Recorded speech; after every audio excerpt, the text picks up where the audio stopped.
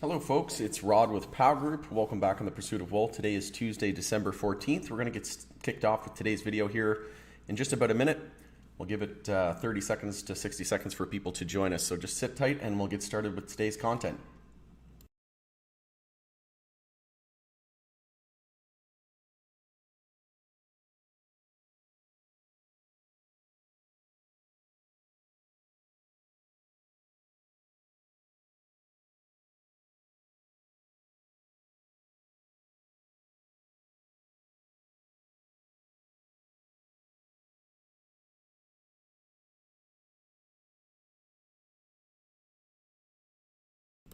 All right, I see we have some people joining us, so welcome to today's live stream. We're going to get kicked off. It's Rod with POW Group. Welcome back on the Pursuit of Wealth, and another 30 seconds or so thereabout, and we'll get started with today's content. We're going to go over Hexo's Q1 2022 financials, and we'll have a review and a discussion on that. Also have a few other things I want to discuss, like Malta, the first country in the EU, legalizing MJ as well, so we'll jump into that here in just a second. Before we do, make sure to smash the like and subscribe to the channel. And we'll give it another 20 seconds or so for people to join us.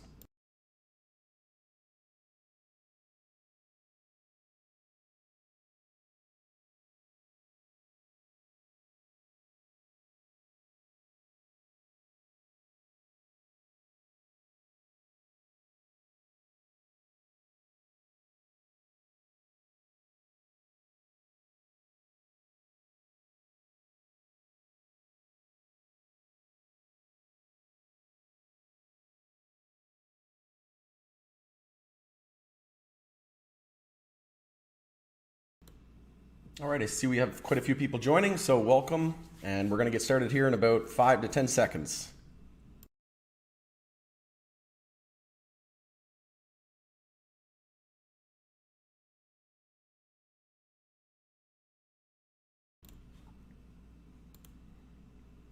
All right, welcome again, everybody. It's Tuesday, December 14th. It's Rod with POW Group. Welcome back on the Pursuit of Wealth.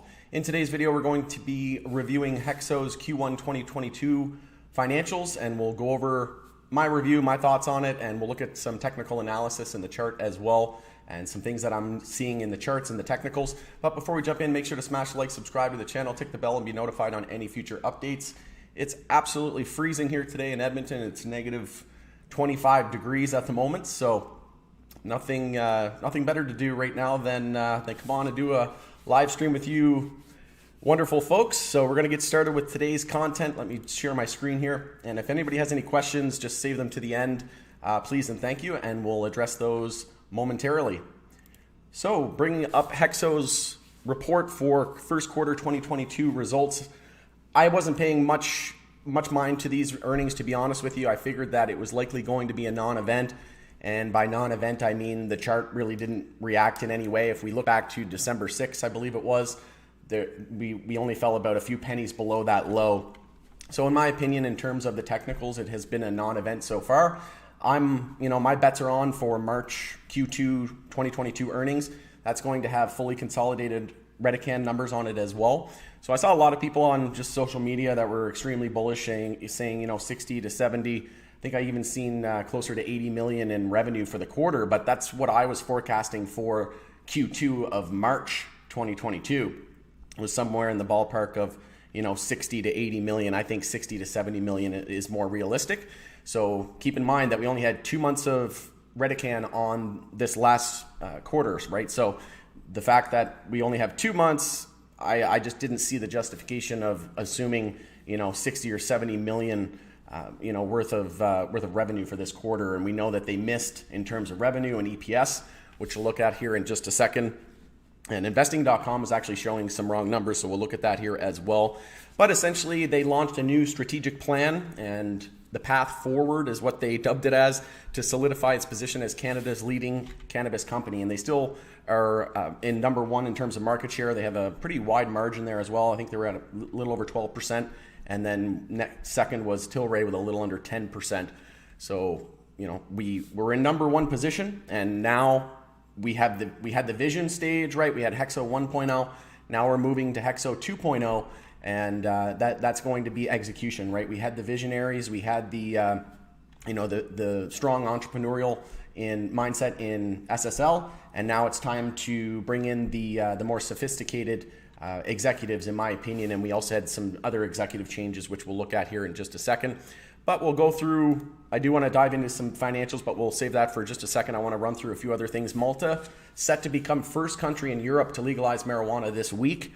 And we had some more news out about this as well. But before we jump into some updates on that, just want to remind everybody that through Zenabis, HEXO has access to the Maltese joint venture partnership with Zen Farm. So they received a license for production and distribution of cannabis.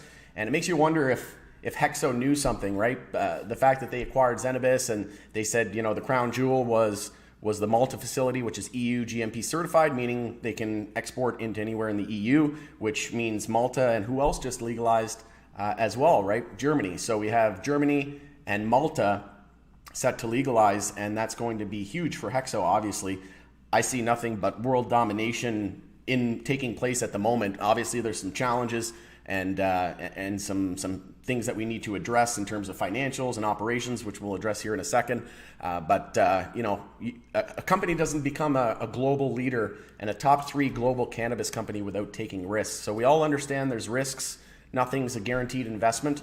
And generally, when we are investing in, the best of the best, when we're looking to find the crown jewels and the diamonds in the rough, generally, the companies that end up making it, not just the good companies, but the ones that end up being great, are the ones that that end up getting manipulated the most. And we see all of this chop, right? Similar thing, again, not to compare it to other stocks, but the same thing happened with Tesla. Every analyst under the sun was bearish until they they turned a surprise profit, and mainstream media flipped from complete bearish, right? Just trying to basically just to fool the retail investor. And now we know that was, but Tesla had risks as well, right? They almost went bankrupt as well. But like I said, nothing great happens without taking great risks as well. So just keep that in mind. We also saw that Malta lawmakers approve MJ legalization bill. So there was an update to that. And the president's signature is expected soon. And just going through this, so setting the country up as the first in Europe to enact the reform as soon as the measure is formally signed into law within a few days. Under the legislation sponsored MP Owen Bonici, adults 18 and older will be allowed to possess up to 7 grams of cannabis and cultivate up to 4 plants for personal use. So somewhat mirroring Canada's legalization rollout, but up to 50 grams of homegrown marijuana could be stored at home. While there won't be commercial market per se, non-profit cooperatives would be able to cultivate marijuana and distribute it to members. So retail is sort of taking a back seat at the moment. So retail sales, they're the first in the EU to legalize adult use cannabis, but not retail sales yet. So that's something that is going to be coming down the pipeline. But you guys can check out that full article in its entirety if you want to learn more on that. But just an effort of time, I feel like this video is already going to be a pretty long one. So we'll try to run through this as quickly as possible to respect everybody's time. And shout out to all the viewers and all the POW Group community members. You guys have been great, and I know it's been challenging the last almost a full year now, coming up on February highs, right? So we're coming up on a full year almost. And the reason why I didn't expect much from this earnings report was because we have tax loss selling into December 29th deadline, right? We have the whole sector was bearish. SPY was starting daily consolidation yesterday, and then we saw more daily consolidation and pullback today. So in my opinion, it wouldn't have been wise to release any positive information like CPG partner. I know a lot of people are getting frustrated on that. And I did an interview today with Canara Biotech CFO, Nicholas Sosiak, and we talked about, the market outlook and just stock performances. And he alluded to the fact that, there's just investor fatigue, right? And that's something that the market makers know, and the market makers are okay with their positions being lower if it means they're going to capitulate and take retail on an emotional ride and make them capitulate and sell the bottom, right? So fundamentals have never been stronger at HEXO in terms of growth outlook, but there's obviously some challenges along the way. And like I said, the whole sector is just bearish at the moment. So it wouldn't have been wise, I think, after January, after tax loss selling. Maybe we get some positive news leading up into March Q2 2022 earnings with the fully consolidated Redecan, Zenabis, and 48 North, this new entity, HEXO 2.0, if you will. So that's going to be the big one in my opinion. That's what all my bets are on for.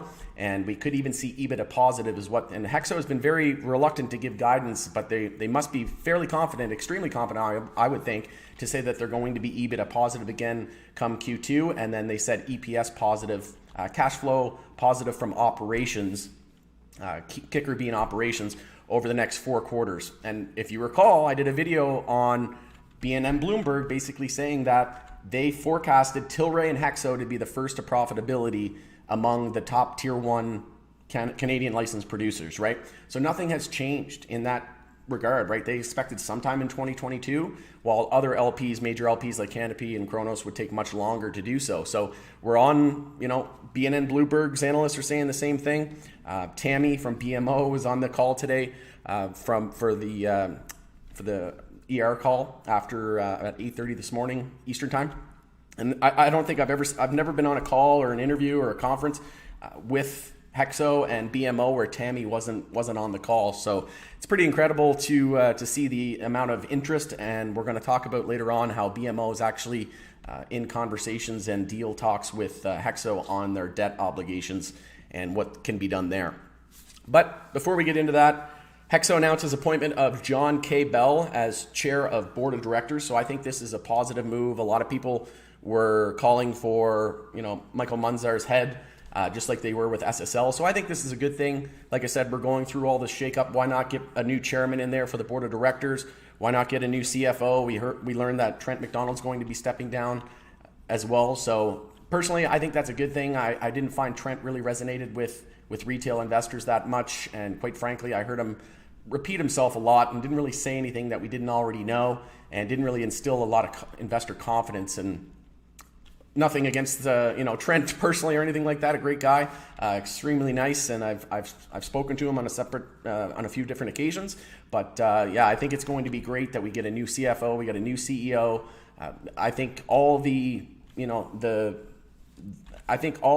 necessary changes have been made to right the ship, and the path forward has been laid out. They have a new plan, and now it's just about executing. And like I said, I think that a lot better days are ahead. And also, you might be wondering who John K. Bell is. So I'm not going to go through this in detail, but essentially has a 40-year career in business success, including executive management, corporate governance, financing, and M&A. John is currently chairman of Stack Capital, Pure Jamaican Limited, and a board member of Cure Pharmaceutical. John was also a member and chair of board of Canopy Growth between 2014 and 2020. And his stewardship as chair grew the company to a market cap of $20 billion. So this is what we need, right?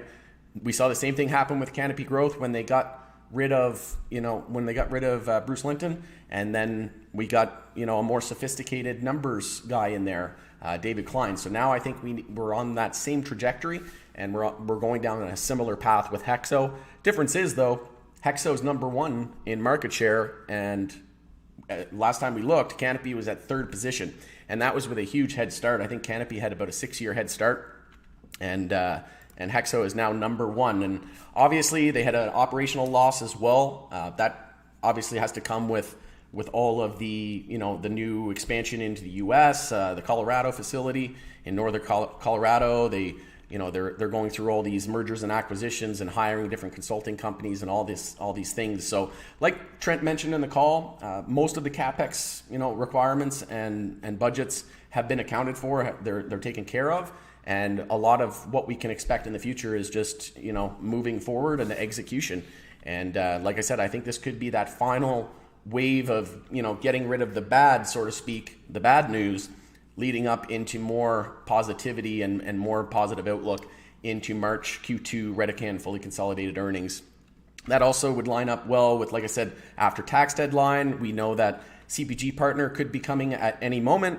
A lot of people I know are probably pretty frustrated to hear that. You probably don't even want to hear me talk about it anymore, so I won't go any further with that. But we also know that they were planning on expanding trusts into multiple other states. So we'll see if we get any update with New York as well in terms of recreational sales. They said early 2022.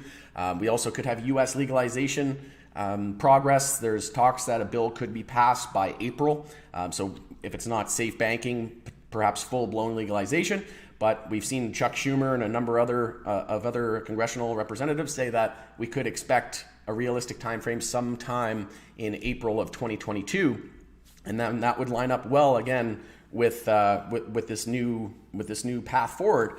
And like I said, if we get, what else is there? There was expansion into the California market with the gel caps and the readies.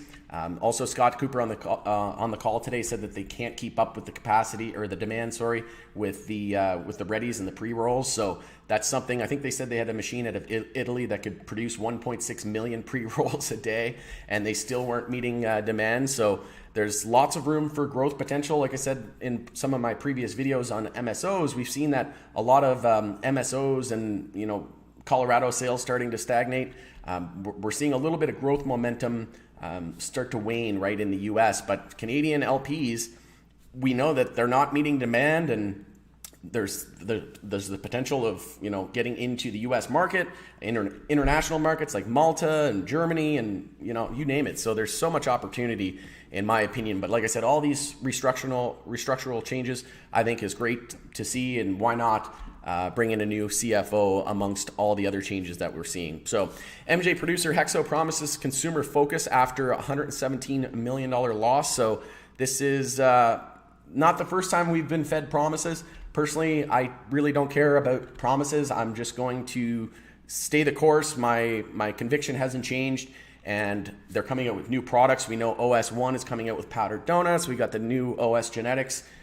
There's a few different options there. We know there's a few other strains that are coming down the pipeline. They mentioned on the call as well some progress with the Atholville facility, and some new strains that they're working on that are going to be coming a little bit more quality driven and a little bit more premium, sophisticated and premium flower introduced into the market. So like I said, once you get the distribution, you just need to, HEXO was the Coors Light essentially of the MJ space. And now that they have all this foundation and distribution nationwide, now all they have to do is acquire or build out brands or introduce a new strain, and then just scale it, right? Just pump out the volume.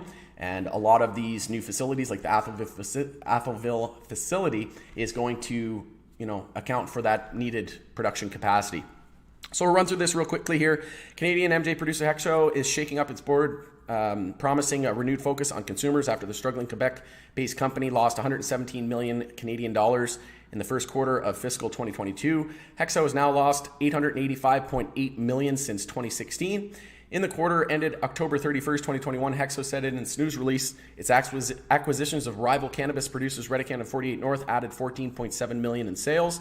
But the company said that the acquisitions of Redecan, 48 North, and Zenabis, which all closed this year, came with transaction costs accounting of 24.4 million. So that's what I mentioned earlier with regards to M&A, additional costs, and different consulting companies. We know that they engage with different marketing companies as well for their U.S. expansion strategy. And additionally, impairment charges. So that was something I think that caught a lot of people off guard. For redundant assets, investments reached 50.7 million, and executive restructuring costs were 4 million. Despite the headwind, CEO Scott Cooper told analysts he expects HEXO to reach profitability in the near future, just like BNN Bloomberg said. The days of unprofitable cannabis companies are numbered. I agree. I really do think that the word on the street and the belief out there is that licensed producers are basically dead in the water, and they're just a heaping pile of burning cash, right? But I think not in the not too distant future, we're going to see one by one, one LP, the next LP, whether it be Tilray or HEXO first. Personally, I think it could be HEXO, just because of the amount of growth prospects, and I think that revenue could shoot up drastically here leading into 2022, especially with the new additions of the flower. We have vapes and things like that, but the new strains I think are going to create a whole new wave of revenue and just market share. We believe we will get EBITDA positive in the next current quarter. So that's still, we've heard that multiple times now, that they expected EBITDA positive. They did produce one quarter of EBITDA positive, I think back in, I think it was in January or something like that, at the beginning of last year.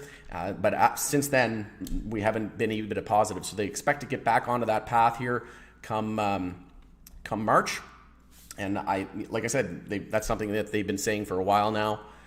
So that's good that hasn't changed. Adjusted EBITDA, a measure of profitability for August to October quarter, was minus 11.6 million. HEXO reiterated its expectation of being cash flow positive within the next few quarters. We will put the customer and consumer at the center of everything we do, Cooper said. HEXO sales category by quarter. Compared to the previous quarter, where adult use cannabis, 35.9 million, plus 47% beverages, so negative 40%. There was a huge hit there. So that was obviously something that spooked investors, right? A lot of people didn't see that coming.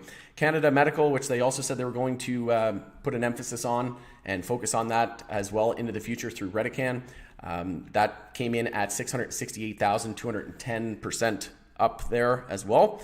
And wholesale of 4.1 million, up 116%, and international of 6 million, down 11%. So we'll pretty much wrap things up here. So CEO, we already mentioned, stepping down March 11th. And McDonald will continue his role until the company completes the search for a new CFO. As per HEXO's announcements, also shuffled Michael Munzar, we knew that. HEXO appointed John Bell to the new board. And let's just see if there's anything else here. HEXO also added Jackie Fletcher, Vice President of Science and Technology, to the executive team.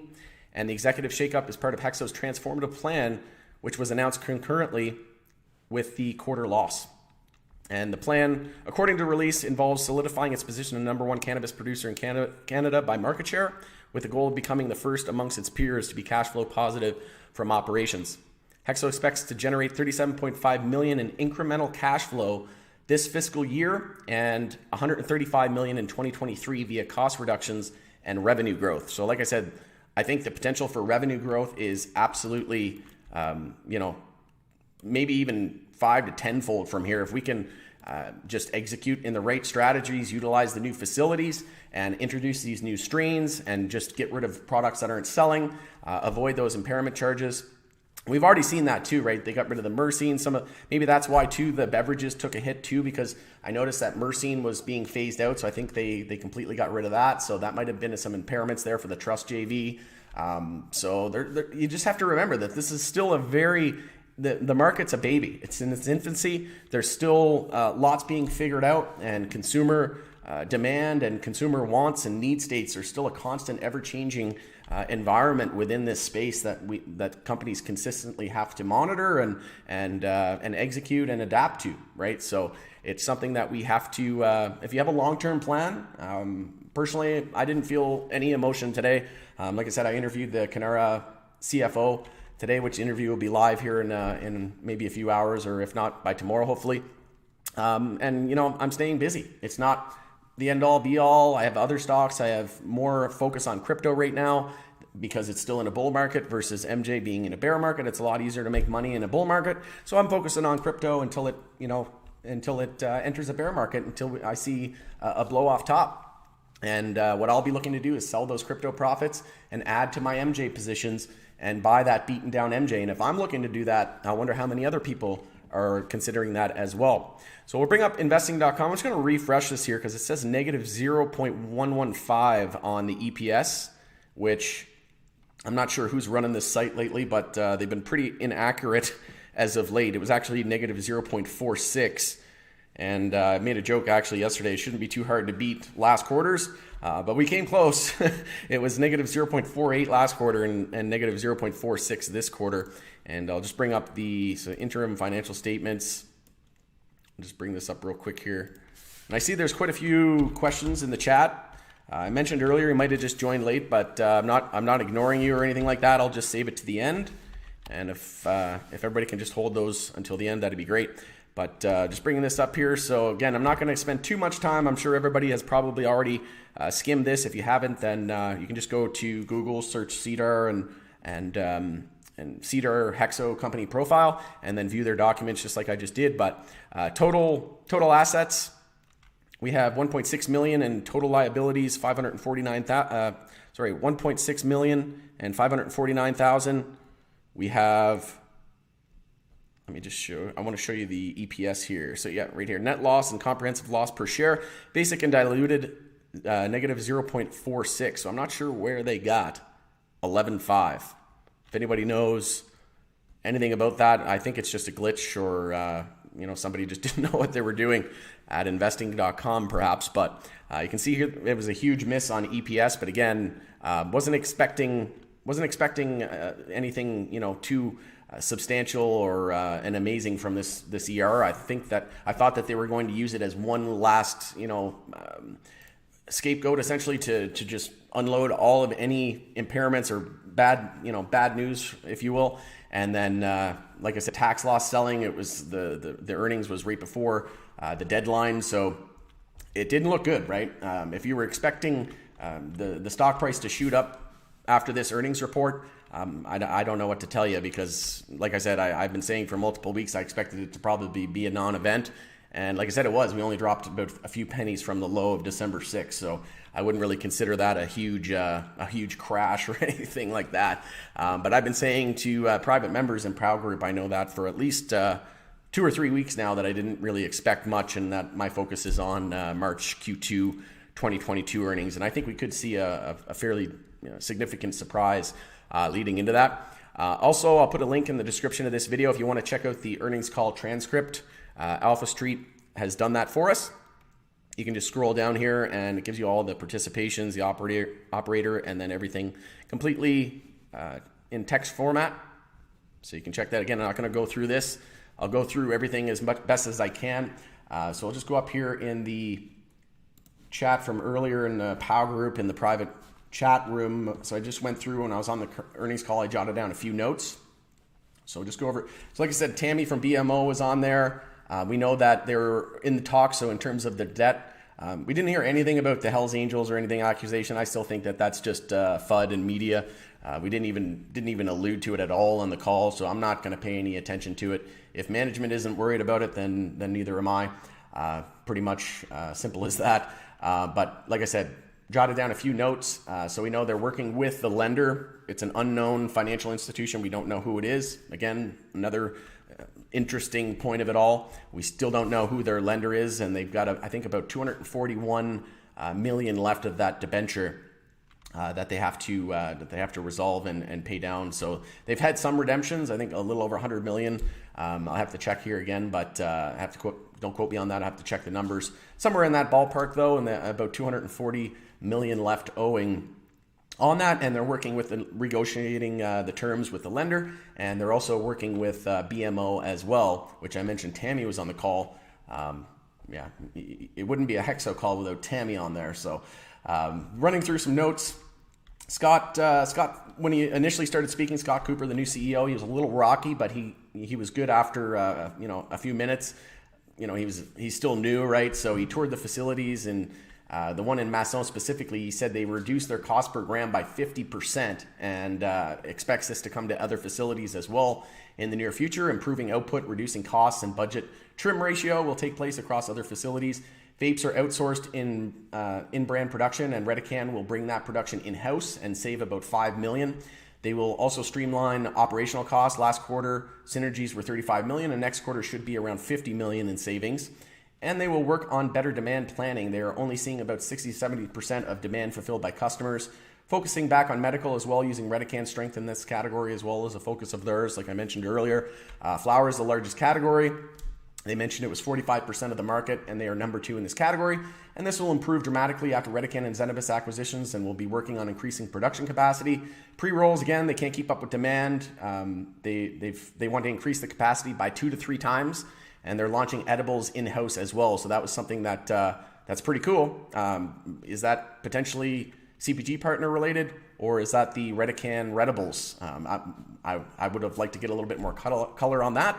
But again, there's seems like they're just trying to be very secretive with any good news, and a little suspicious in my opinion. But regardless, I digress. Moving on, they are launching edibles, so we'll see if that's where I left off. I think, yeah. We'll see if we get some more color on that. Vapes is moving in-house with Redecan capabilities and working on innovation. They are number 2 in vapes, and they are number 1 in beverages, capsules, concentrates, and oils. Truss is still number 1 nationally, even though we took a pretty big hit. And medical gross margins were 59%, working on improving gross margins across the organizations using those synergies as well. So that was good to see. And moving on to see if there's anything else. I had some notes that I jotted down. So BMO working with HEXO on the debt issues, I already mentioned that. They expected to be EBITDA positive in Q2 March 2022. and positive cash flow on an operational basis over the next 4 quarters.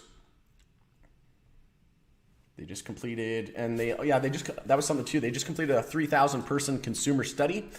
So it was implemented farm management system. They implemented a farm management system as well, which gives them visibility into operations and how the flour is going to turn out. So some more automation and some more data and analytics, I guess, and help them with their operations and their cultivation.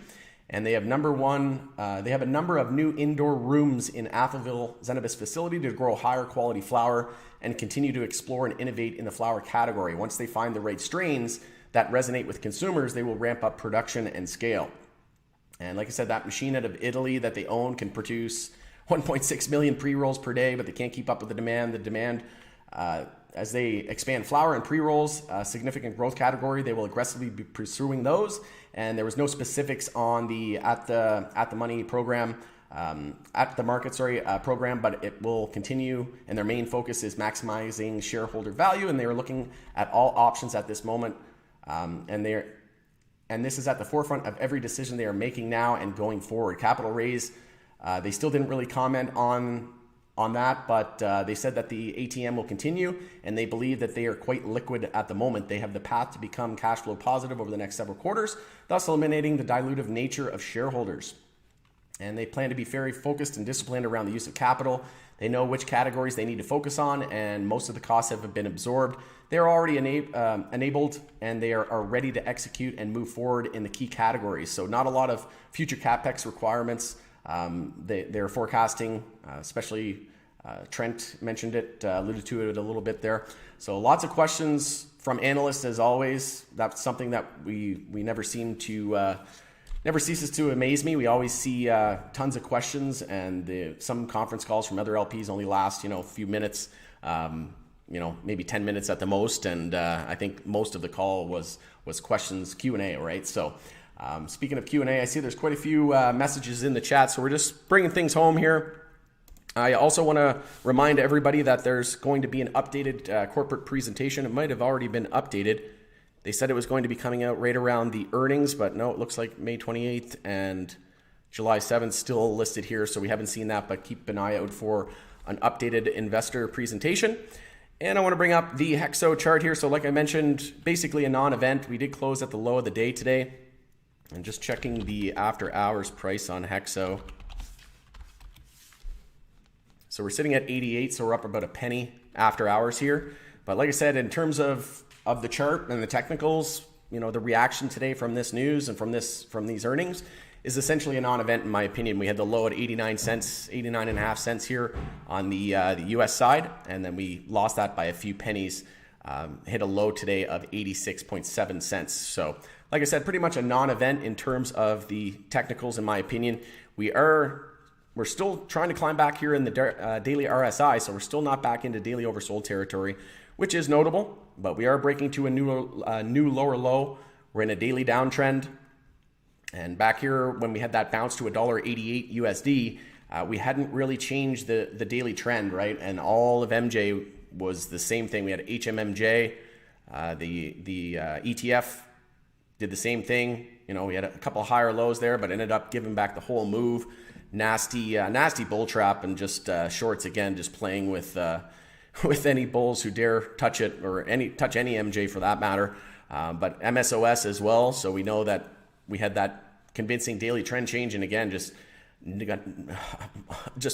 insane that it's almost sickening that you get the news and what did they come out with? That senator from North Carolina was coming out and a new proposed bill, and they get retail fired up, and it's just, man, it's ruthless what they do, and then they just completely bleed it out. We enter a daily bear flag, daily downtrend, and we're still in a daily downtrend on MSOS.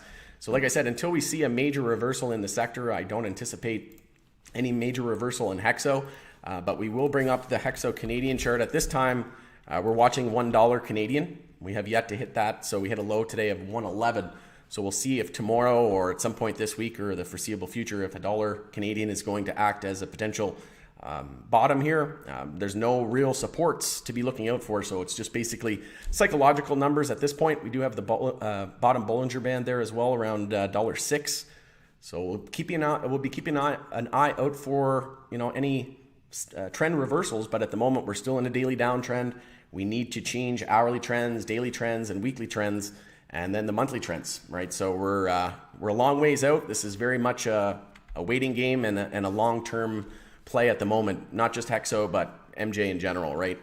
Like I said, a lot of investor fatigue right now, and this is how you get those 1,000, 2,000, 3,000% gains, right? If you want to get 100x or 200x on your money, well, now is the time at where we have maximal financial point of opportunity, right? Where stocks are at 52-week lows or all-time lows.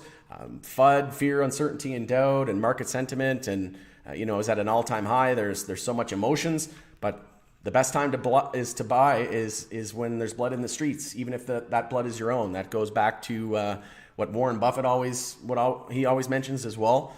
And personally, this has surprised me just as much as the next person. I didn't expect to see this fall this much this quickly. And like I said, it's just been an absolute brutal 11 months essentially. If we look at Canopy, look at that monthly chart. That is nasty, right?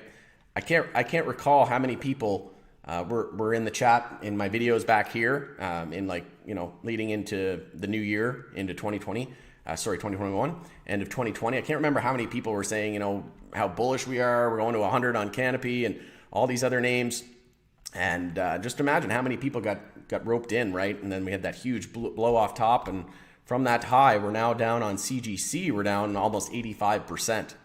And going on 11 months really of just straight pullback. We had that monthly bear flag here last month and a little bit of a fake out and just right back to a new lower low. So like I said, we're in a period of investor fatigue, and it's just that point in the cycle and being able to identify where we are in any given cycle, right? So for example, back here when we confirmed the monthly uptrend on Canopy, we had no monthly high or low here all the way down to 1388.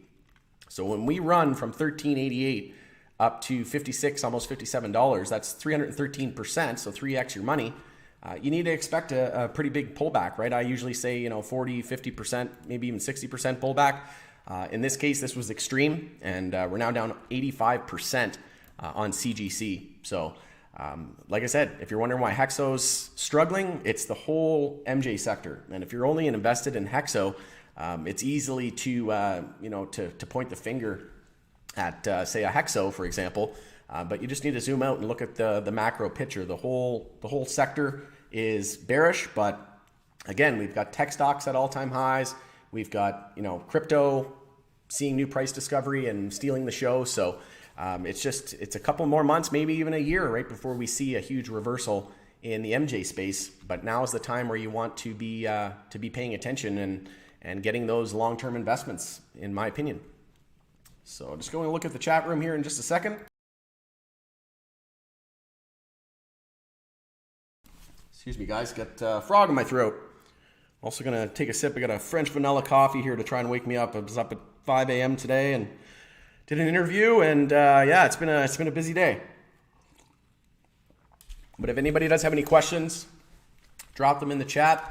And we'll be going over those shortly. One thing I forgot to mention, Hexo on the weekly chart, we're still bullish on the MACD. And something I want to bring up is the last time we had a bull cross on the MACD, we got to bring it up 3 years ago.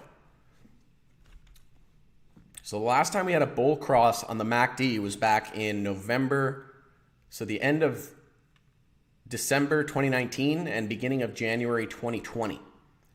So we're looking at 3 years ago, actually 2 years ago. It's December 2019, it's now December 2021, but we're heading into 2022 here, and look how long it took for the stock to really see a reversal after that bull cross in November, December 2019. As soon as that started to curl, that happened here.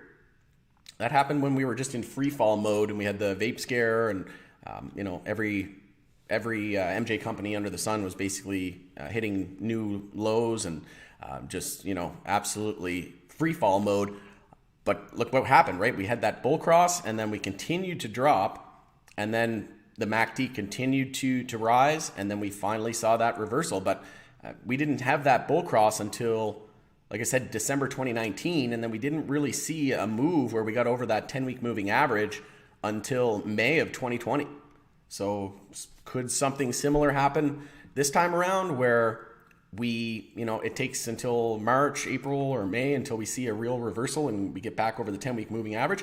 We tried to back here in November 15th, but again, I was just, dollar cost averaging. I wasn't getting too bullish.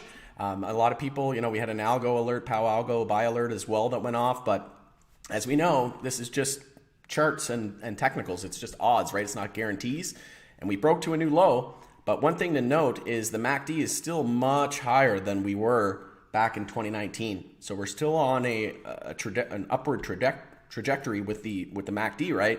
And the last time that bull cross happened was 2 years ago. And here we are, we're seeing that bull cross again. So again, history doesn't always repeat, but it could rhyme, and we could play out somewhat similar. So if we expect, if we look at this bull cross, it was back here in November, the beginning of November. So if we go, 4 or 5 months out, we're looking somewhere into March, and that would line up well with some positive news leading into that Q2 March 2022 earnings. So, you just kind of have to zoom out and just realize that, MJ likely isn't going away. Personally, I think bankruptcy is a long ways out for any of these companies, really. I think HEXO has a lot of options, right? They could pause their expansion plans into the US. They could dilute again. They mentioned that on the call, but they didn't really shed any light onto it. So I don't think it's something that they're really considering at the moment. But what I think most likely will happen is they'll renegotiate some terms with some lenders, and potentially some new lenders like BMO, and they'll just continue to execute. And now that they have most of their CapEx requirements dealt with and impairments, we can look to tax loss selling ending, and then some positive momentum leading in, potentially a sector reversal leading into those March earnings. So we did have stochastic cross bearish, and we're back below the 10-week moving average, but the MACD is still holding on. And that's something that, again, technical analysis is really not that useful on HEXO or most MJ really at the moment.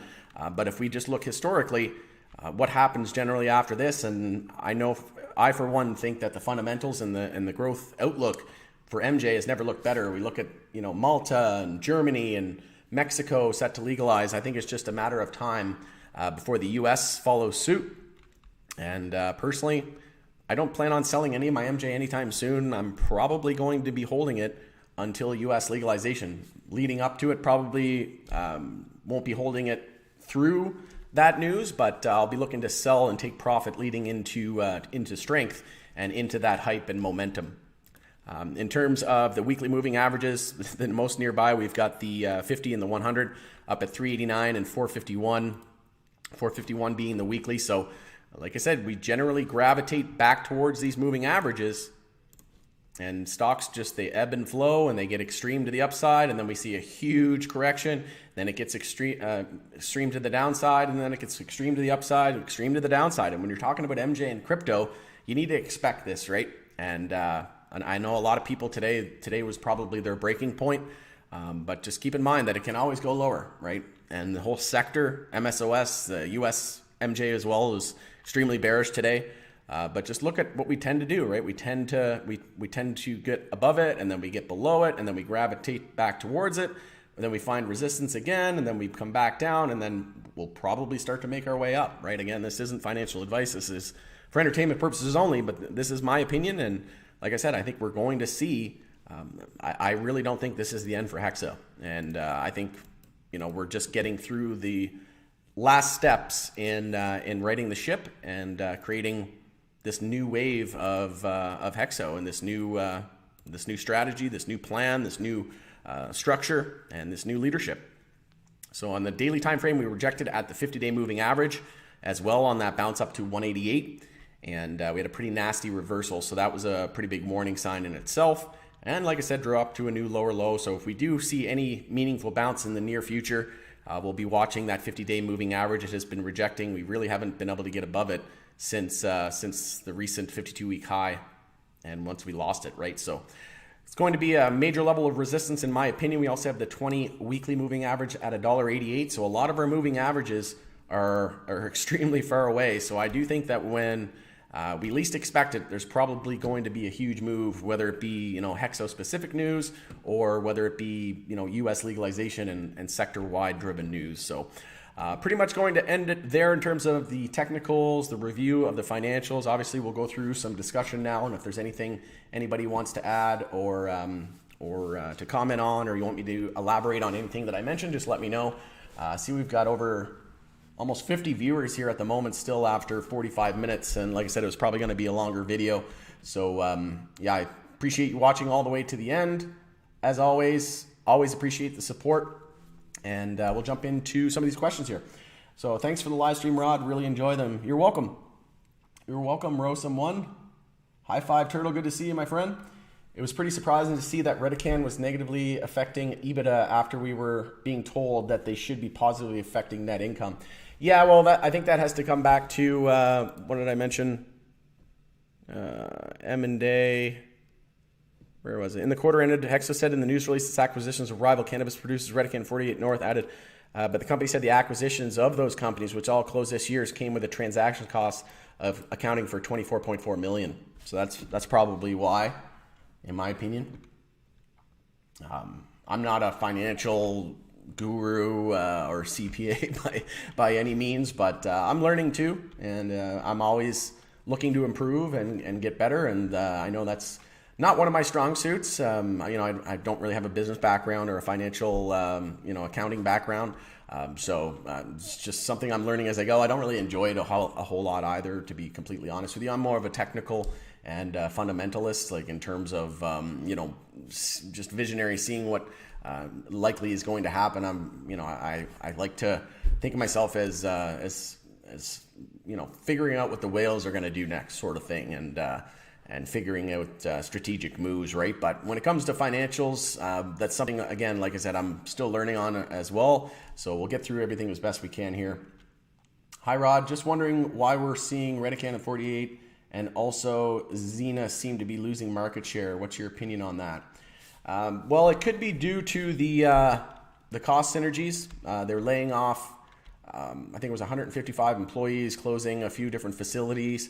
So all those restructuring changes might have impacted it as well.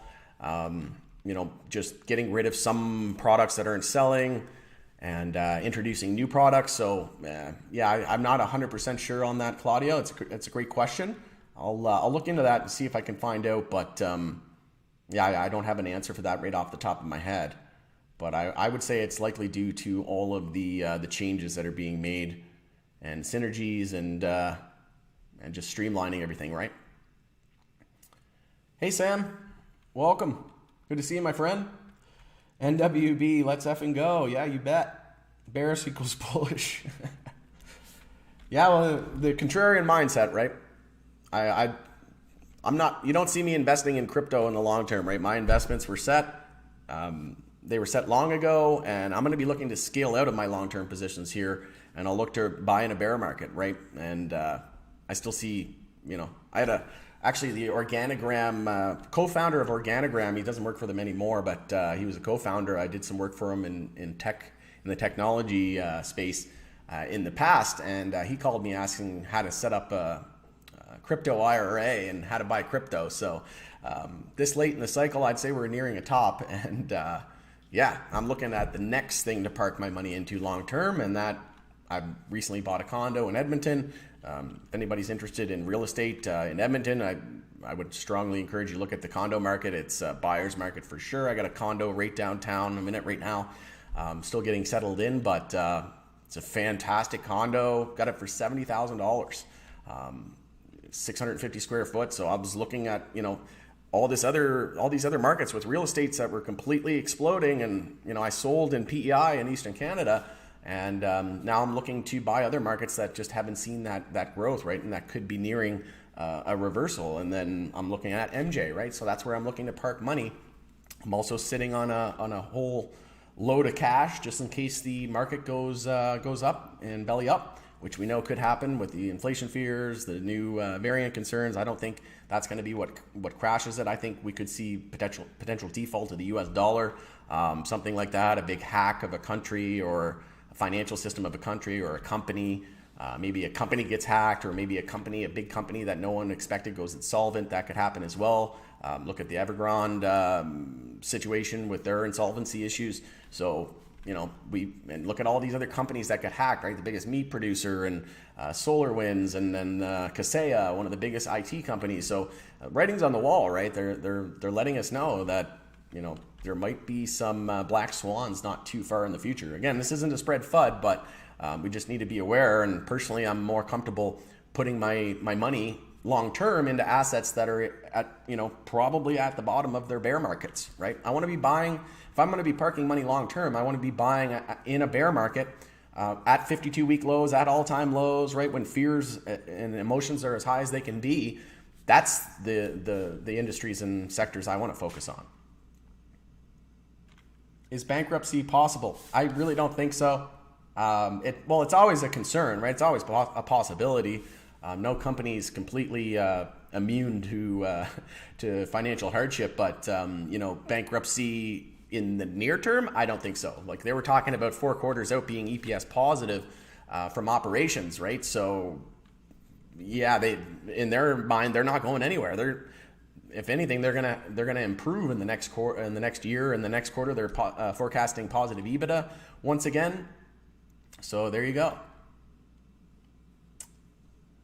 And yeah, so I mentioned earlier as well, I don't think they're going to. Yeah, it's a long ways out, right? They could pause their U.S. expansion plans. They could dilute again and still dilute less than Canopy and Tilray combined. We know that Tilray and Canopy have raised way more shareholder capital. So even if HEXO were to dilute again, they would still dilute they would still have diluted way less than both Canopy and Tilray. And then they could renegotiate terms with the lender, which they alluded to in the conference call. So I think that's going to be something that we see. You never know. We could see a CPG partner come in as well, and take a stake in the company and offer them, cash. We'll see. We'll see how it goes. Similar to, Canopy and Constellations, you never know. Do I see that happening? I'm not convinced, but I think the most likely scenario is they just renegotiate the terms with the debt issuer. What could end up happening for their debt obligations? I think I just pretty much went over that, Claudio, in Ziki's question there, but thanks for the question, folks. Just let me see here. What could end up happening with their debt obligations? Yeah, I think I pretty much answered that. But yeah, I mean, it's not in the best interest of the issue for HEXO to go bankrupt either, right? If the lender sees HEXO go bankrupt, well, they're not going to get their money back, right? So that wouldn't be in the best interest for everybody, right? It's a win-win if HEXO can renegotiate the terms and see a nice reversal here going into the next several quarters and into over the next year. I think the next year is going to be a huge defining moment for HEXO, and 2022 I think is going to be where we start to see that trend reversal. And then in 2023, I think that's where we could go parabolic and see new price discovery. Not just HEXO hitting new all-time highs. I'm talking if you bring up any Canadian chart or any US MJ chart, you're looking at all companies in new all-time high price discovery. Blue sky breakout, that is when we're going to see the peak of the bull market, and when I think we could see a parabolic move into 2023. VOI, Grace Roberts, VOI, FYI, I'm not sure what you mean by VOI. Maybe you can clarify. Does that mean year over year? Is that what you meant? Brian, the company alluded to continued use of ATM. They will be hoping the debt to be extended. Yeah, so I mentioned that as well. I think I went over that earlier in my notes. And they've already paid off, I think, over 110 million worth of debt redemptions, and around 250 million left owing. How many shares did they sell using the ATM to cover the debt repayments? I'm not sure on the shares, just too slick. I think it was around 100 million. So if you just divide 100 million, yeah, just do some math on that. But yeah, I think it was around 100 million. High five, Turtle. 1 out of 7 comments. Oh God. We'll try to get through this as quickly as possible. They did say they were starting to work on their own in-house edibles. Yeah, I mentioned that. Mass market. I think we need to drop the idea of Fortune 200 partner for now and hope for a great. Yeah. Personally, I know there's going to be multiple CPG partners coming. I'm not concerned about that. Like, I'm just looking at, all the new products they're coming out with, and, all this financial FUD and all the Hells Angels FUD, and you're looking at it, and, Hexo's just left, right, and center releasing new products. So, I think it's just FUD, exactly that, fear, uncertainty, and doubt. And yeah, I wholeheartedly agree. Just, be ready for a surprise, but don't expect it. Don't, I know some, maybe SSL is guilty of that, leading us down false promises, but it's not really false promises if it actually happens, right? But maybe shouldn't have said anything at all, just to avoid or maybe this is all part of the plan, who knows, so that the board of directors the insiders could get in cheap, who knows, the Redican executives could buy up cheap, and you never know, right? It's the financial markets, and it's humans, right? Humans are greedy, and yeah, the market makers like Morgan Stanley, JP Morgan, they have no remorse, and they will take your lunch money and then some and shake you by your legs and hope that they get all your change out as well, because like I said, they'll take you for everything that you have, and they won't feel any slight remorse over it. The leadership team that was behind all of them seems to be gone now, and the fact that the new team put Kit on hold tells me that they do not foresee the need of lots of distillate in the near future. Yep, and just, similar to Canopy, right? We saw the strong entrepreneurial mindset, the visionaries get ousted, right? And here we are, getting back into a little bit more sophisticated people who are a little bit more numbers oriented, and just overall business acumen is a lot stronger, right? A lot of CPG experience. And as we know, they're 100% carbon neutral. I think that's going to be the next big thing here, or the next big focus and crisis is going to be climate change. And like I said, they're miles ahead, in my opinion. They're number 1 in market share by a large margin now, and most of their capex requirements are accounted for. So now they just need to execute. Of course, there's still risks, but I think just organic growth alone, from the new strains coming down the pipeline. Like I said, Budweiser doesn't make the best beer, and they probably had a lot of haters at the beginning too, right? They're, oh, your beer sucks, right? But then they ended up taking over the world, and now they're the most profitable company. They make the most, they sell the most, and then they went, and after they were profitable and after they took market share and global player, they started to buy brands, right? And now you see. Belgian Moon, or whatever it is that Molson Coors owns. You can just go to their site and look at all their brands, right? But they didn't have all those brands before, right? You'd probably be shocked at how many brands are owned by Molson Coors if you went to their website and just looked at it. But they didn't have all those brands all the time. They used that, once they became profitable, they used that to acquire different brands and introduce different products and categories, and then they were able to branch off into those more specific niche markets, right, and premium offerings. I think they may return to the idea after they have their key business in order and have the free cash flow to support the company's expansion without the need to significantly dilute shareholders. Yeah, that's a great point. To me, the new team seems to want to put shareholder value first and grow sustainably. I could be wrong, and the deal could still be on the table, but right now I think they have other focuses.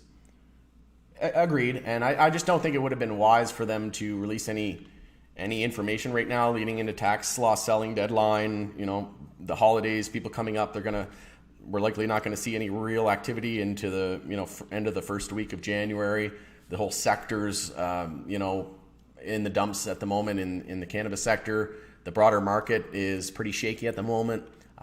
We have inflation and this new variant concern. So risk-off assets, those riskier assets are starting to dwindle. And I don't think that the bull market's over yet, personally, in the broader market and the S&P 500. I think we're going to see potentially one more final move up, and potential blow off top. But I agree. I don't think it would have been wise to release any news right now. I think they'd be wise to save it into the new year, and then leading into March 2022. Right size the ship, generate meaningful free cash flow, then use that cash flow for speculative growth. Yep, absolutely. Rather than dilute shareholders to support speculative growth, ignore your core business and let it continue to run profitably and potentially go under. I am not going to make any accusations about the old team, but I do know how many people are feeling lied to. However, the new team seem to want to fix the mistakes that have been made. Definitely. Those are just some great points. Thanks for your contributions there, High Five Turtle. I think we're pretty much on the same wavelength. I have a sip of coffee here. We're coming on to the end of the questions here. Brian says, thank you to High Five Turtle. Yeah, you bet. Thanks for taking the time to share your thoughts. I also do not think we will see U.S. entry anytime soon, and that all of that looks to be put on hold, but I hope I am wrong. Agreed, yeah, like as I mentioned before, they could halt their expansion plans to get their finances a little bit more in order and help the balance sheet and debt obligations and whatnot. That's a possibility. I don't think we're going to go that route personally. It's possible. A lot's going to have to do with U.S. legalization outlook as well, right? Did HEXO launch in California? Not yet.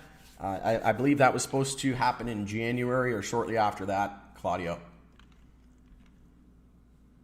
Guillermo Garcia, does the share go out NASDAQ below $1? Well, that is generally the, you can just look up the NASDAQ listing requirements. Again, I just won't go through everything in detail, but it is a risk. But you can look at SNDL as well. SNDL has been under $1 for quite a while, and they're on the NASDAQ as well. So, and I think they're at like 50 cents share price. So it's a possibility that they get delisted, but if they get a nice rebound in their share price over the next month or over the next couple months, I don't think that's going to be an issue. Personally, I don't think a reverse split or a delisting is really in the cards, but it is something that we have to be aware of. But I personally don't think that's going to happen. You have to build infrastructure. HEXO is buying the corners, the railroads, and the utilities, while everyone else is trying to buy Boardwalk and Park Place. Yeah, and another thing I like about Canara, right? They want to crawl, walk, run, and that's sort of what happened with HEXO too. They started off by what they were good at. They started with the value segment, and then everybody followed. They started with their beverages, and they got #1 in the category in a very short period of time, even with a delayed head start to Canopy and a few others. They're first to ES, to 100% carbon neutral. If I were an LP, I would want to be like HEXO. And I know that, their losses and their financial situation has been questionable. But again, you don't achieve great things without taking great risks. And they're just getting the infrastructure ready so that when they can flip the switch, type of mindset. Once they flip that switch, they have all the distribution, they have the marketing from Fortune 500 companies like Molson Coors, right, that are backing them. So, and then all of their distribution networks and contacts and channels. It's going to be an interesting few years ahead, I think. And like I said, we're only in a couple years into legalization in Canada. The U.S. hasn't even legalized yet. I think everybody just needs to chill out, right? Like there's a lot better days ahead. Do your due diligence, do your research, diversify, maybe buy a little bit of an ETF. Don't just buy HEXO, buy a few different LPs, maybe mid-size, large cap, and a few small caps, both in Canadian LPs and both US MSOs. Or maybe if you don't want to deal with individual stocks, you buy an ETF, MSOS or HMMJ, and you just set it and forget it, right? If you're a trader, then you're probably not really too concerned about the long term, right? You're just in and out. But just pick your horses, place your bets, and the more not to say put your head in the sand. We'll continue to monitor things, but I'm not seeing anything majorly concerning that's making me want to jump ship right now. I think it's just part of the plan, right? And it's just par for the course in MJ land. Everybody's just completely destroyed. I think 30 consecutive days in a row under $1, but I do not actually remember. Yeah, we'll just bring it up here. NASDAQ listing requirements. Shareholders equity of at least 2 million. That's actually...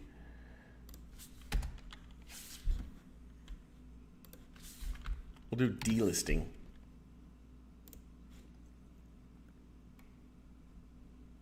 So get listed, staying listed. So just run through this a little. For stock exchanges, ongoing minimum standards are similar to initial listing standards, but they're generally a little less stringent. In the case of the NASDAQ, an ongoing standard to get listed, the company must maintain 750,000 public shares outstanding worth at least 1.1 million. Anything less could result in delisting in the NASDAQ. In other words, if a company messes up, the exchange will kick the company out of its exclusive club. The stock has experienced a steep price decline and is trading below $1. Is very risky, result in a huge percentage swing. So yeah, I don't think we're in a huge concern. I don't think it's a huge concern right now. Like I said, SNDL has been trading, but there you go. Yeah, for example, NASDAQ delisting process set in motion when a company trades for 30 consecutive business days below the minimum bid price or market cap. So there's a lot that goes into it. They will send NASDAQ listing qualification department will send a deficiency notice to the company. So before they get delisted, we'll get that notice. And it has to be 90 calendar days to get up to the standard in case of the market value listing requirements, or 180 calendar days if the issue is regarding a minimum bid price listing requirements. So there's a lot goes into it. That's why we haven't seen SNDL delisted either. So again, SNDL is on the NASDAQ. And how long have they been under $1? They've been under $1 for 6 months? 6 months now? Yeah, so I'd be watching SNDL for a delisting personally. I wouldn't be too concerned about Hexo. All right, moving on. Are Redican revs lower than we expected? Not really, I don't think, no. I know that they were kind of, readies weren't available in Eastern Canada. They were getting them rolled out. They're getting them rolled out into Nova Scotia, into the East Coast. I know they weren't available, and they're also not even in Quebec yet, right? That's something they're in talks with. I did a interview with slipping my mind here. I'll just bring it up. Alexander Voyer. So Alexander and I did an interview with him, and we talked about we talked about Redican and how that those readies looked very much like cigarettes. So the SQDC might have a problem with that, but we now have Oxley with their Back 40 similar pre-rolls as well. So now we've got two companies working and in talks with the SQDC. So if that happens, that's going to provide a huge boost to Redican. And they've also been adding new strains to the readies. So like the Lilac Diesel and a few others, Cherry Punch, I think. So that some of those new strains may have created a little hiccup in the supply chain.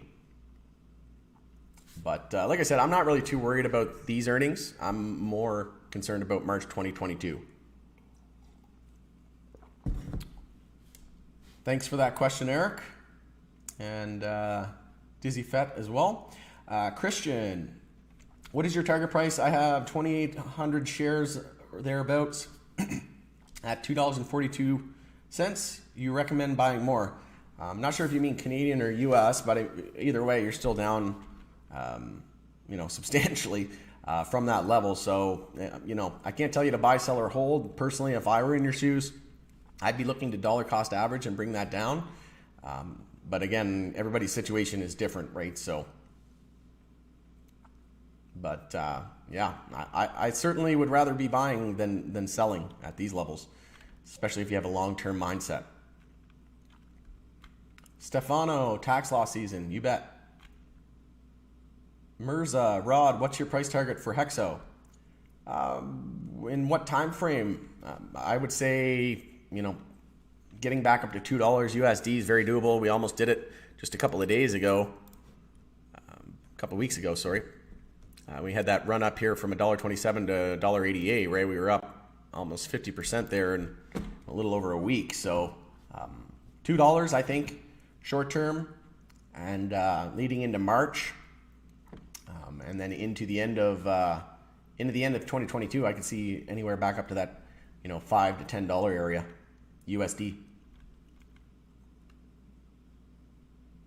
Great info as always, Rod. Thank you very much. Water Wilds and Weeds. Love the name. Great handle. High Five Turtle, another great handle. Thanks, Rod. Always enjoy your videos. You're welcome. Thank you. Thanks for watching. Sorry for the long message earlier, but I really appreciate your input. Yeah, you bet. No, I appreciate the engagement, and I'm sure a lot of people, other people may have been thinking it, or may have, found value in our discussion on that. I love Hexo, down 10% every day. 9 more days, this stock will be zero. Yeah, well, it was down 10%, but like I said, it wasn't down 10% from the recent low. It only lost that low of 89 cents by about 3 pennies. So if we look at from 89 to low where it is now, it only lost about 2.5%, right? So pretty much a non-event in my opinion, like I've been saying.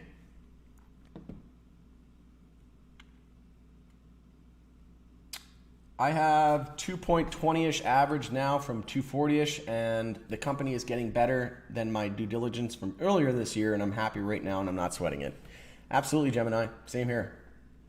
And thanks for the comment, Repsol.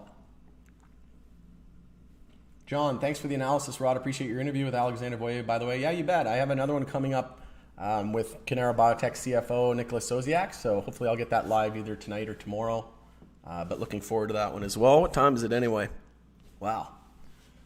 Going on an hour and 15 minutes on this video. So we'll wrap things up here. We're coming on the end. But yeah, I'll try to get that out tonight. And if not, hopefully tomorrow.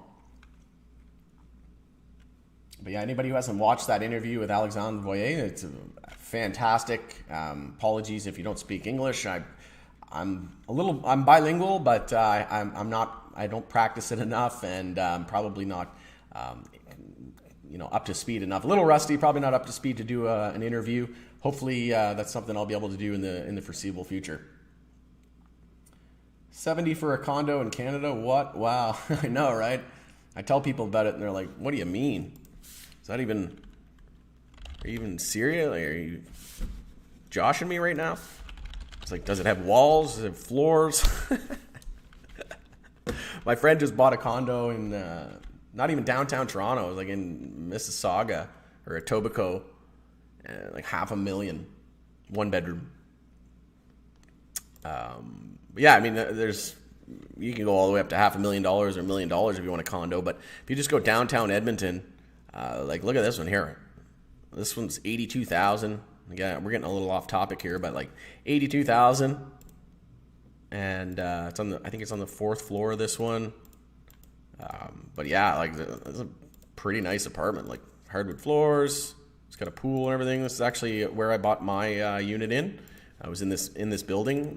There's some issues with the parkade being renovated, so I think that's kind of scaring a lot of people off, and they don't have a place to park. But personally, I don't really need a place to park at the moment, so it's not something I'm going to be holding for the next 5 to 10 years. That same condo I bought for $70,000, and some of these condos sold for $200,000 and close to $300,000 back in 2007.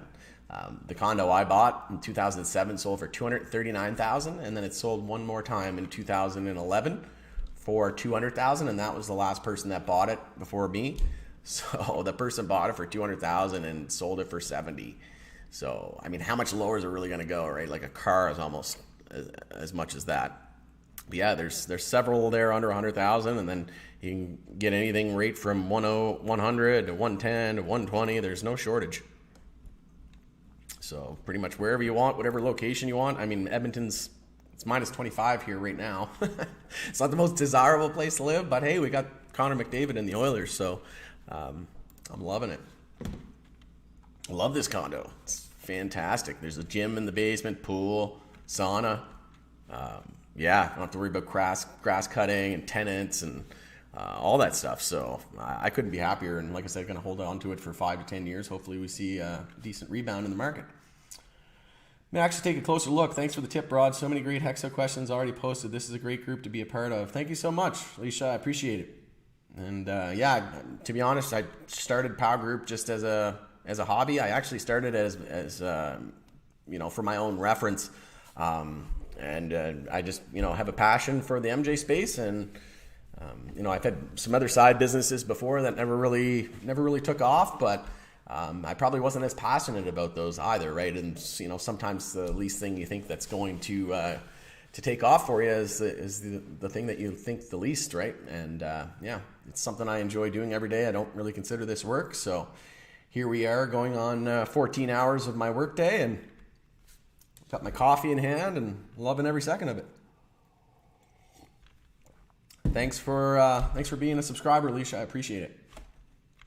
Claudio, could January possibly be a turnaround for MJ? Yeah, it might not be right into January. Like I said, people are still getting back from the holidays. I think, you know, mid-January, maybe into February, we start to see that reversal. A lot's going to have to do with the broader market as well. So if SPY drops 10, 20, 30% and goes into a bear market like the dot-com bubble, like some would say we're even worse than the dot-com bubble right now, you know, are we going to go into a year or two of diminishing returns and bear market in the broader market? That's possible, but we could see MJ outperform. What I think would likely happen if we saw a big drop in SPY, the S&P 500 would see, you know, most, if not all, MJ drop, you know, a significant amount and then maybe rebound quicker.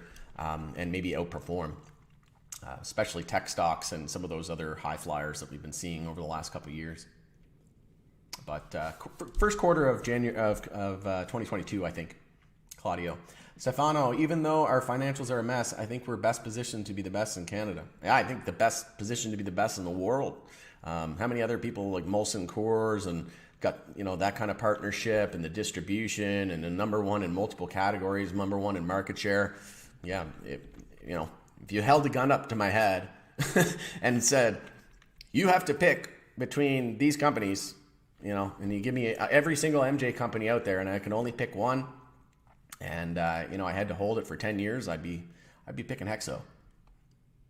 And I'm biased. I'm a shareholder. I love all their products. You know, it's something I incorporate into my daily routine, and I'll continue to do it. I couldn't see myself going without their products, to be honest, and that's truly what separates it, right? Like, it's like Coca-Cola. They just make watered sugar, right? Water and sugar mixed together, but it's making it into something special, right? And that's what I think HEXO's really doing really well. Crystal Gregory, Vark Tech. Okay, gotcha. All right, I'm just gonna run through this a little quicker here. So Mirza, thank you. Rod, you're welcome. Thank you. Thanks for watching. Thanks for your support. I remember watching your videos this time last year and the sentiment felt very similar. It's funny to see the extreme mood swings in cannabis stocks. Either the sky is falling or to the moon. Yeah, absolutely. It's going from one extreme to the next, right? And it's all about, and that's why I started Pursuit of Wealth, because it's a journey, right? It's about identifying how to identify where we are in cycles and what are the next upcoming trends and what are the next upcoming downtrends, right? That's sort of the whole idea behind Pursuit of Wealth. But I agree, right? Everybody remember HEXO last year? There was a reverse split happening in October, I think it was, and then there was risk of delisting there from the NYSE, and then you know, there's just so many concerns with HEXO, and HEXO was far underperforming for most of the other companies. And then what did we do? We went from like $1.38 to $11.04 USD, right? So, and like I said, now that we have all of the future prospects and organic growth and lots of positive news catalysts that be coming both specifically for HEXO and the cannabis space in the U.S., it's going to be interesting. It's going to be a great ride over the next couple of years. Check out LSPD. Yeah, I'll have to look into that. I might save it for another time. I can bring it up and do some TA for you, but just running on an hour and 20 minutes, so we'll try and do that on the next one. But I appreciate the request there. What them? But like I said, just gonna effort a time to try to wrap this up, and we'll try to get to that in the next video. Leisha, the days of unprofitable cannabis companies are numbered. I think I read that earlier. Scott Cooper said, yep, love this. I do believe HEXO is finally coming out of the shadows and moving into the light. I see diamonds falling from the sky. Yeah, while a lot of people see the sky is falling, Other people are looking for those diamonds in the rough, right? And it's either a phoenix about to rise from the ashes or, you know, we're going to zero. But I really don't think zero is, you know, it seems a little naive to me to think that that we're going to zero, right? Can't wait till 20 billion market cap like Canopy. Now we have the buy on our team. Yeah, you bet. I think I get the gist of what you meant. We have the cap. We have the buy cap on our team. I'm not sure what you meant there, but yeah, I mean, it's going to be a while before we get to 20 billion, but baby steps. Crawl, walk, run, right? Thank you for your channel. What are your thoughts as to when MJ Sector will start the reversal? Yeah, so I think I mentioned that earlier, Tank, probably in the first quarter of 2022. But again, it's probably not going to, it might be a slow and steady process, right? It might not, you know, shoot right up, but that's not the end of the world, right? What happened when we shot up in February last year? We went right back down because we had no support levels. So as long as we can, now we have the guy on our team. Okay, gotcha. That makes more sense. Thanks, Gemini. How would you place Hexo over Tilray? I like Tilray too. I mean, I think personally, I hold them both. Again, I can't tell you to buy, sell, or hold them, but you know, that's something they're probably my second favorite top tier 1 LP. Personally, I'm not a big fan of their products. Like Broken Coast is okay, it's good, right? But it's overpriced for what it is.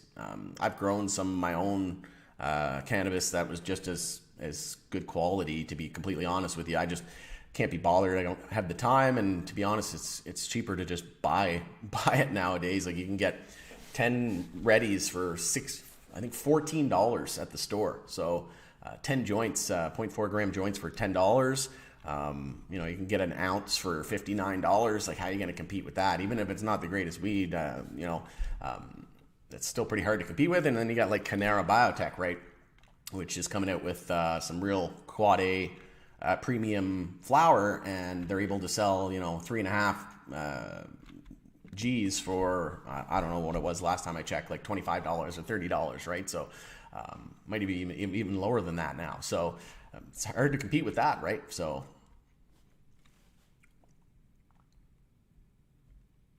but I like them both. But thanks for your question, Tank. So I think that's pretty much the end, and an effort of time, we're closing in on just under an hour and a half. So like I said, usually these videos do run a little longer, and especially when, you know, you have a earnings catalyst or earnings call and review of the and a discussion is the biggest thing too, right? But always love coming on, hearing from you guys. Appreciate the contributions as always. Make sure to smash the like, subscribe if you haven't already. Tick the bell, and you'll be notified when I go live next. I know a lot of people were curious today when I was going live, and YouTube has got that figured out. You just tick that bell notification icon and you'll be notified on your smartphone. What's the tax on that, AJ? I'm not sure what you mean. I'm not sure what the tax on the condo. You're welcome. You're welcome, Tank. Thanks for watching. If you're talking about the condo, taxes are like $1,000 a year, I think.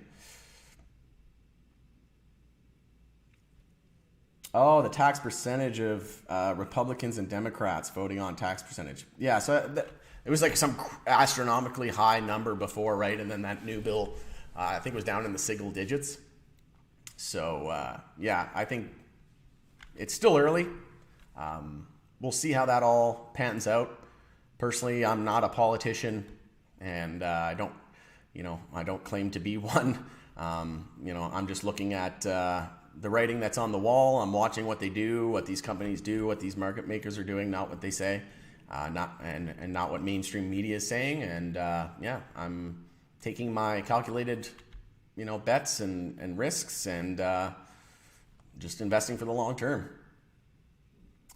$25 for 3.5 G's. Yeah, exactly. So how do you compete with that, right? So yeah, I think it was lower than 10%. All right, going to end it there. Thanks again, everybody, for joining us on the Pursuit of Wealth. We've still got over 40 viewers here after an hour and 24 minutes. So once again, thank you so much for tuning in. It's always a pleasure. If anybody has any ideas for any other videos or anything like that, let me know as well. Always open to some suggestions. Going to try to get back into doing a bit more videos as well now that things have sort of settled down in Rod's life. Got the new condo figured out and whatnot. I am, just as a heads up, I am going to Florida for the month of January, getting out of this minus 30 and minus 50 nonsense weather. Yeah, I'll still be doing videos and checking in and whatnot while I'm down there. This beauty thing about the internet, you can work from working from home. You can work wherever the internet wherever the internet goes, right? So, all right, guys, thanks so much for joining us again on the Pursuit of Wealth, and we shall see you in the next video. Have a great night.